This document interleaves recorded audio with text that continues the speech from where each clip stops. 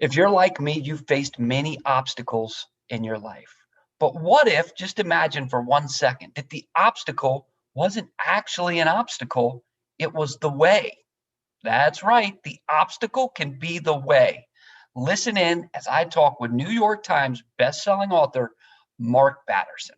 Just people, passions, pow. The adversities we overcome make us who we are. I love that one. The obstacle is not the enemy. It's Marcus Aurelius, right? The enemy, the obstacle is the way. And so I think when we experience tough times, we have to kiss the wave. Well, what does that mean? Well, I've learned to kiss the wave that throws me against the rock of ages. It's a Charles Spurgeon. You have to ask the question in tough times, what have you come to teach me? And of course, I'm not saying that in a vacuum. I have a wife who is walking through radiation fighting cancer right now, but it's the question she asks of cancer. It's the question I ask when I'm going through a tough time myself. You've got to learn the lesson. You've got to cultivate the character. You've got to curate the change. And that happens when you embrace the adversity. One last thought. The last time I went to the gym, tell me if I'm right. The way you gain strength is by adding resistance. You have to add resistance if you want to get stronger. And so I think that's the approach to adversity when you have a growth mindset. Thank you for sharing that one. And this one goes right with it. Any obstacle you encounter is not the enemy. The obstacle is the way. Same thing. Yeah. Look back on your life and what is it that you're going to celebrate? I mean, everybody needs a day at the beach relaxing, but it's the hardest accomplishments that we cherish the most. If every day was a good day, there would be no good days. I think it's the bad days that help put things in perspective. And so, even on a bad day, remind yourself you are living on a planet that's traveling 67,000 miles per hour through space. And so even on a bad day, you did travel 1.6 million miles through space. And so you've got to keep perspective. I think it's about living in day tight compartments. It's about living like each day is the first day and last day of your life. And it enables you to approach those obstacles even as opportunities. Here's my favorite. I don't know. You want to guess what my favorite might be? There's so many. The book's got so many. Look, I've marked this up and I've got my goals. I've written my goals in the front of the book. Come on, Jason. It's one of my favorites, my friend, and I've inked it up and it's bent up and I love it. It's one you got to read. Hey, I love that you've inked up the book. Now, if you ever ink up your arm or your chest or you tattoo win the day, just let me know. I'll do that. I'll do that. So here's my favorite. Little by little, bad habits are broken. Little by little, good habits are built. Little by little, dreams become reality. Man, that one so resonates with me.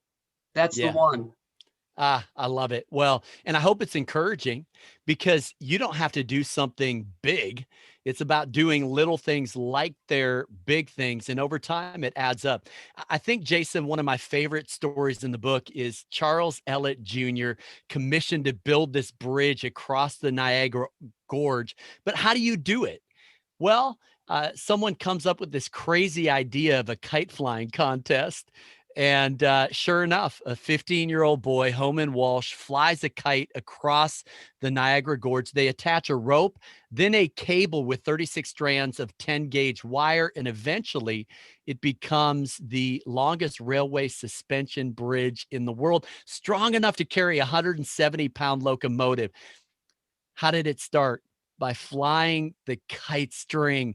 And so whatever habit you're trying to make or break, it happens one day at a time, $1 at a time, 1 mile at a time, 1 rep at a time, 1 step at a time.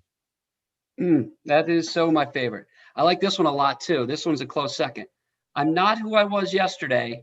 I'm not who I will be tomorrow. I'm a work in progress. Yeah. As soon as I'm perfect, I'll let you know. I would not hold your breath. A growth mindset is this idea that there's untapped potential.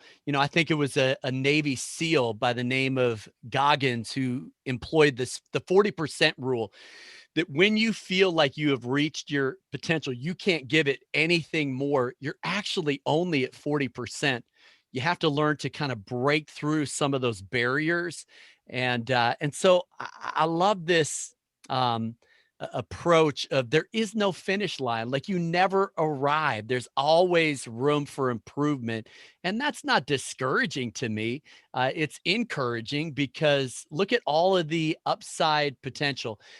And I would add this, Jason, spiritually speaking, the only ceiling on your intimacy with God and impact on the world is daily spiritual disciplines. And so it's about what you do day in and day out, little by little, that's going to help you get to that ultimate goal. The finish line just always ends up feeling a new starting line, doesn't it? It It just does.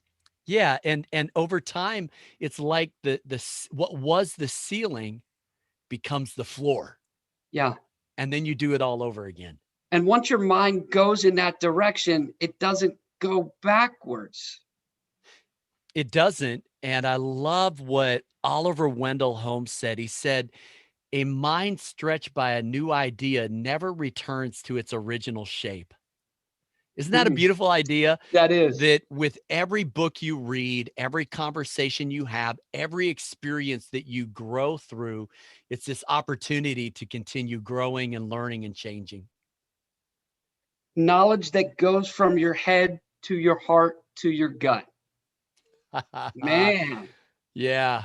Well, I've seen a lot of organizations with nice words on the wall, and it's their core values, but it's not really in their gut. I think as a leader, I want to make sure that I'm leading out of a place of conviction, some of those hard earned lessons that honestly are often learned through failure. I mean, let's be honest, right? Failure is poorly managed success, and success is well managed failure. And so I think the way you get some of those gut level instincts is you go through tough times, you experience the adversity that we're talking about, you experience some failure, but you get back up, you dust yourself off, and you go at it again. Just people